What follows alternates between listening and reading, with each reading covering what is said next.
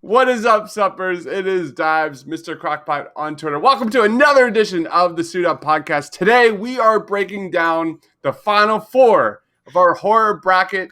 It's been a long road. We've went through the Sweet 16, the Elite Eight, and we have gotten the final four and the championship round. We're going to react to it. Did the fans get it right? It was voted on Twitter. Joining me today is my man, Loretto. And, of course, find the Suit Up Podcast on iTunes and Spotify.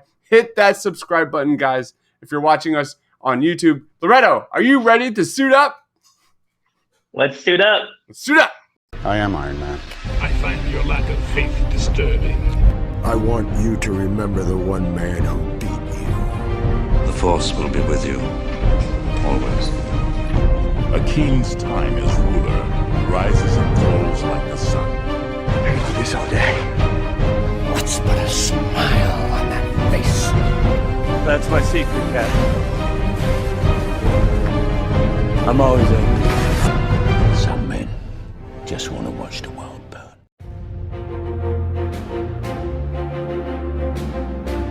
All right, guys, we are back. We are reacting to the final four in the championship round of the horror bracket. Joining me today is my man Loretto. Follow him on Twitter at Marcellus Durden and check out Movies Matrix on Twitter at Movies Matrix and moviesmatrix.com. How you doing, man? Oh, it's another work day, and is it Saturday yet? I got a beach trip planned. I need my California sun. I'm spoiled, but gotta enjoy it while we can in this crazy world. Absolutely. Kind of Jaws was in the headlines as of the last week or so. So talk about beach, man. All right, so let's talk about the final four results. So The Shining surprised somewhat with 60% of the votes, beating Freddy Krueger and advancing to the championship round here. I'm sorry, Loretto. I know Nightmare is your baby, but what was your reaction to Shining beating Nightmare on Elm Street? By the time we got to these rounds, I mean, we're talking about all-time classic films. There's no real losers here. I'm a huge Wes Craven fan. Rest in peace. I love Robert Englund as Freddy. He created an icon that spanned countless films, his own TV series, and he himself is an icon. Like I said, and some of the followers that have been following us, I love Freddy Krueger, but Stanley Kubrick created something special, and to lose to The Shining is nothing. Freddy can hold his chin up high. He's a legend in his own right. But The Shining is a great film, so I'm not upset about it too much. Absolutely. The fans absolutely got this one right, man. I'm a big fan of The Shining. This was my baby from the jump. And no disrespect to my man Freddy Krueger, but this is the type of horror movie that for me sticks. Not A Nightmare on Elm Street. The Shining is just in a tier among itself, man. And the fans clearly recognize his greatness, the atmosphere, the ambiguous ending, the scares. My daughter is only 10 months old, and this might be, really inappropriate, but I am counting down the days, just like Jurassic Park, to the moment I get to watch this movie with her and watch her shit her pants. And it'll be so fun. I can't wait. But, man. You know what? Just to kind of piggyback on that, I'll agree, man. The Shining is definitely scarier. I think I spoke about this a couple shows ago, but that hallway sequence with the blood, I had nightmares of that image. And, those two little girls, something about kids and scary movies, they can be so creepy, man. So, play with us. That is a variable, a product that has never gone away. They are always scary. Yeah. I don't see that ever going away. It's always, the little kid always steals the show in these great horror movies. And just similar to Jurassic Park, man, The Shining is one of those movies where you turn it on and you see them with the pan shots, and they're driving all the way through the wilderness up to the hotel. And the music, the score, what you're getting into, a great freaking time. It is scary as hell. All right, let's move on. Next up, we have the Cinderella of the tournament. It finally ended. The run for Cabin in the Woods is finally over. Jaws took the W with nearly 78% of the votes. What was your take on this round, dude? Should have been like 95%. But hey man, Cabin in the Woods has a cult following. They were knocking out some of my favorites, man. Cabin in the Woods knocked out Sam Raimi's Evil Dead. Cabin in the Woods knocked out Get Out, which I thought was an outrage. And I love that movie. You know, don't get me wrong, it's a great movie, but it will not hold a candle to Jaws. I'm sorry. Yeah. And we'll dig into that a little bit later. But it should have been like 90%. I'm surprised 78. That's pretty generous. Let me pour one out for you. The Cabin in the Woods, man. Just Here's my imaginary drink. so much respect goes to the Cabin in the Woods. I'll never forget your spirit, your heart, your fight, your resiliency. You will be missed. No, the fans got this one right. Jaws is an all-time. Hey, shout out to the merman. Maybe he was in Jaws. I don't know. But the Indianapolis speech is one of my favorite moments in film history. The characters in this film are all time. We're going to talk about this in a little bit, but you know, Jaws is just the best. Jaws won in a landslide. Not enough can be said. Positive things can be said about the Cabin in the Woods. Great work. It was just, it was like, what was that? Florida Atlantic that year in like 2008. I don't know what year that was in the tournament, but just shocked everything in this bracket. Congratulations, Cabin in the Woods. Let's move on to the final round, the championship round. Oh man! So this, we got our two championship teams here. The Shining taking on Jaws. What was your initial reaction to this matchup? I mean, what else can I say? I mean, they're both generational spanning films, both two of the most iconic filmmakers in film history. We got Steven Spielberg versus Stanley Kubrick, and it couldn't get any better. I mean, both of these films are landmarks for a reason. And whether it's Jaws breaking box office numbers or Shining haunting people's nightmares, both of these films have a lasting legacy, I would say. Yeah. I was so excited to see these two to get into that championship round. I've done a lot of brackets on Twitter, and I shit you not, they're more than not, they have failed miserably, where movies or video games or TV shows win when they shouldn't. And I think this is a pretty fair championship in my opinion. Not to toot my own horn, but this was the matchup I said from day one when we broke down the first round. So you called it, bro. You called it. There are upsets along the way, but these are the two true heavyweights I expected from the beginning, and in incredible fashion, dude. The Shining.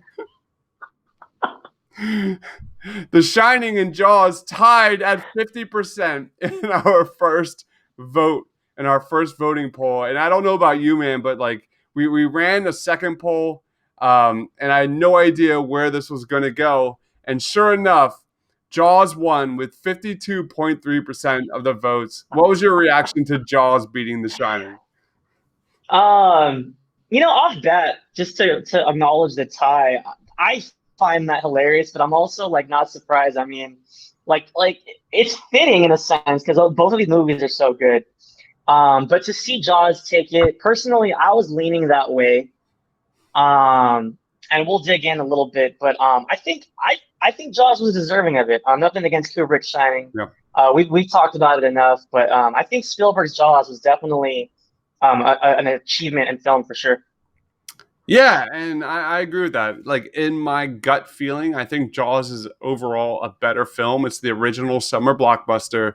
On the other spectrum, The Shining is the best, pound for pound, scariest movie of all time, in my opinion.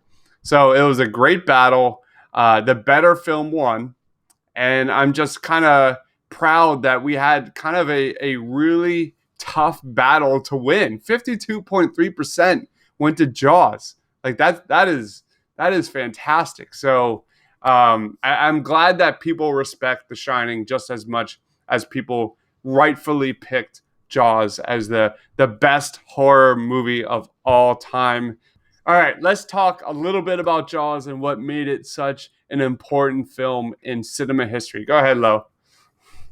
All right, so Thank you, HBO Max and Hulu. I was actually able to get a fresh rewatch to keep this fresh on my mind. And I've seen it tons of times before, but I wanted to keep it in my mind last night.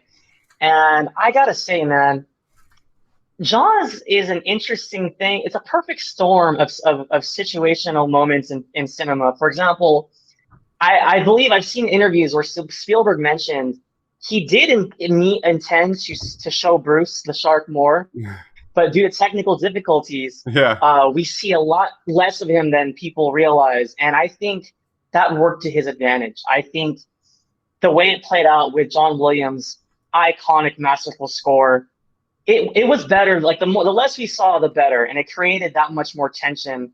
And to have the view of the shark, have the camera be the view of the shark, I think was genius. And it paved the way for, suffice it to say, it's kind of odd, but it paves the way for slashers. Because as I was rewatching last night, Bruce the Shark is no different from like a Jason Voorhees or a Michael Myers. And it's interesting because with the intense Williams score and the iconic camera view on the victims, it's like a slasher movie. And also, last thing I want to say about it is you gotta love the character development. And I know that Jaws was a novel before, and I know Peter Benchley, right?